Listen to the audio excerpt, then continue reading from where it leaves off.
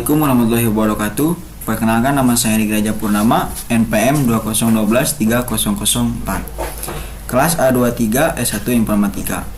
Di sini saya akan membawakan materi tentang kecerdasan emosional untuk memenuhi tugas evaluasi akhir semester kecerdasan emosional.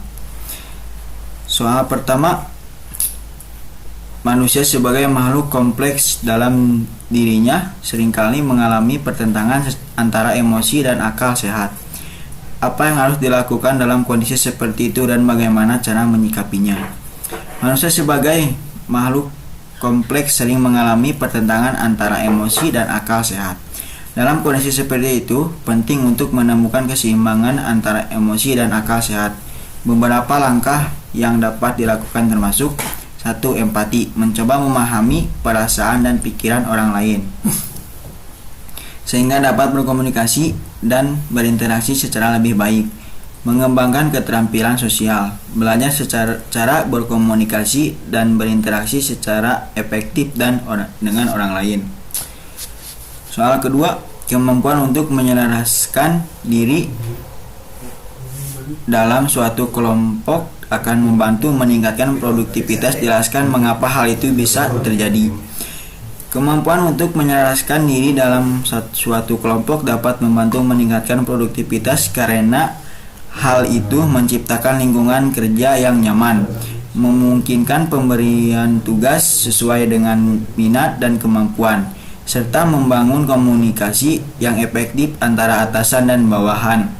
Selain itu, produktivitas juga terkait erat dengan kemampuan seseorang dalam menghasilkan sesuatu, sehingga menyelaraskan diri dalam kelompok dapat memengaruhi kemajuan perusahaan di waktu-waktu yang akan datang. Dengan adanya kenyamanan, pemberian tugas yang sesuai, dan komunikasi yang efektif, anggota kelompok akan merasa lebih termotivasi dan fokus, yang pada gilirannya akan meningkatkan produktivitas kerja secara keseluruhan. 3. Merasa takut, cemas, stres, dan depresi bisa merupakan gejala dalam gangguan psikosomatik. Bagaimana tahapan penanganan terhadap hal tersebut?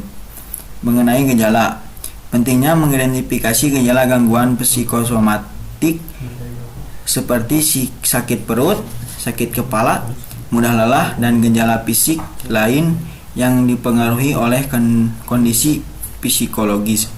Pengobatan holistik. Penanganan gangguan psikosomatik melibatkan pengobatan tidak hanya untuk gejala fisik, tapi juga untuk kondisi mental atau psikologis yang mendasarinya. Ini dapat melibatkan terapi psikologis seperti terapi perilaku kognitif untuk mengatasi faktor psikologis yang memicu gejala fisik.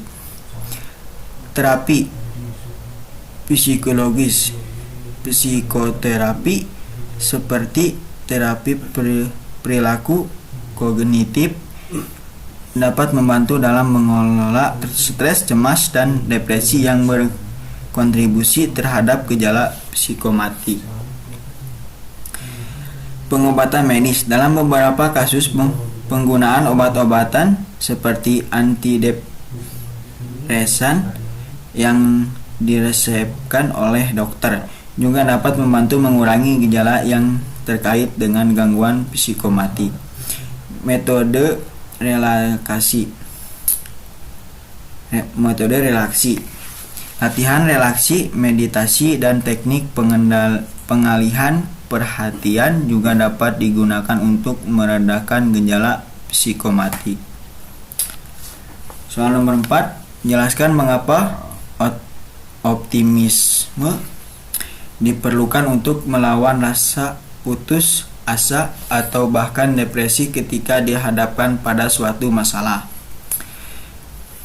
Optimisme diperlukan untuk melawan rasa putus asa atau bahkan depresi ketika dihadapkan pada suatu masalah, karena optimis dapat membantu seseorang untuk tetap bersemangat dan berfokus pada solusi daripada terjebak pada masalah itu sendiri.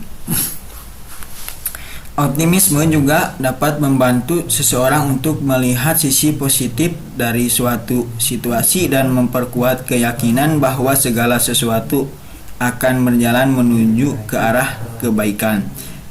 Dalam konteks keagamaan, optimisme juga dianggap sebagai sumber keilmuan dan ibadah yang agung. Dengan memiliki sikap optimis, seseorang dapat melindungi diri dari kecemasan dan kekhawatiran tentang masa lalu dan masa depan, serta menjadi obat dari rasa putus asa. Oleh karena itu, pentingnya membangun sikap optimis dalam diri agar dapat menghadapi masalah dengan lebih baik dan meningkatkan kualitas hidup secara keseluruhan. Soal nomor 5, soal terakhir ya. 4 tahun pertama dalam kehidupan merupakan hal yang sangat penting dalam proses pembelajaran emosi. Apa yang menyebabkan hal itu bisa terjadi? Masa Golden Age. Di 3 tahun pertama usianya, anak sedang mengalami masa Golden Age yang sangat menarik. Pengalaman emosi dan sosial si kecil ternyata berperan sangat besar dalam membentuk struktur obat. Perkembangan emosi. Anak akan mulai menghadapi masa taman kanak-kanak TK, di mana akan banyak hal yang terjadi pada perkembangan dari berbagai aspek. Pada usia ini, kontrol anak sudah mulai berkembang dengan baik. Kontrol emosi. Anak akan mulai mempelajari dan mengekspresikan perasaannya, entah itu lewat kata-kata, gerakan, atau bentuk lainnya.